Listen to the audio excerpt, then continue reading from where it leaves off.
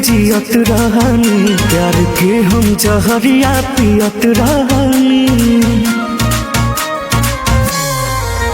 तोरा याद में घुट के जियत रहनी, प्यार के हम जहरिया पियत रहनी। खा गइलू जिंदगी हमर फंसा के अपन तू जाल में। डर दे के छोड़ दिहलू हमके बुरा हाल में।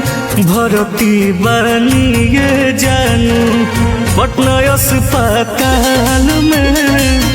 भर्ती बनी ये जानू सदर अस्पताल में। भर्ती बनी ये जानू।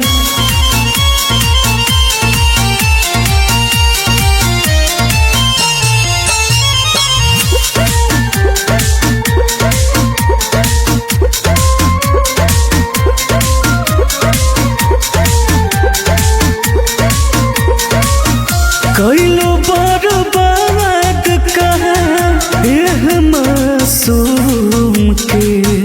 संगे रह तू सह लेती सहरा सितम के। कैलो बर्बाद कहा एह मासूम के। संगे रह तू सह लेती सहरा सितम के। जल फेरू न बदली हो कोनो लभर नया साल में। दर्द के छोड़ दिहलू हमके बुरा हाल में। भर्ती बनी ये जानू पटना अस्पताल में।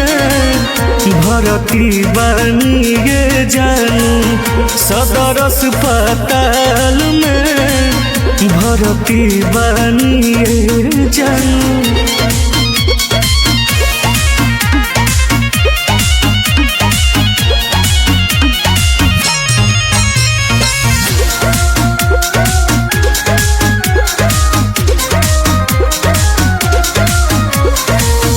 लागता कि छूट जाए पल में परान हो। एगो लकड़िया दिहा आके शमशान हो। लागता कि छूट जाए पल में परान हो। एगो लकड़िया दिहा आके शमशान हो।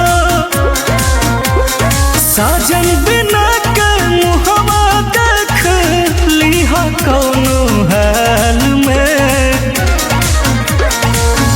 डर दे के छोड़ दिहलू हमके बुरा हाल में। भर्ती बनी ये जानू पटना अस्पताल में। भर्ती बनी ये जानू सदर अस्पताल में। भर्ती बनी ये जानू।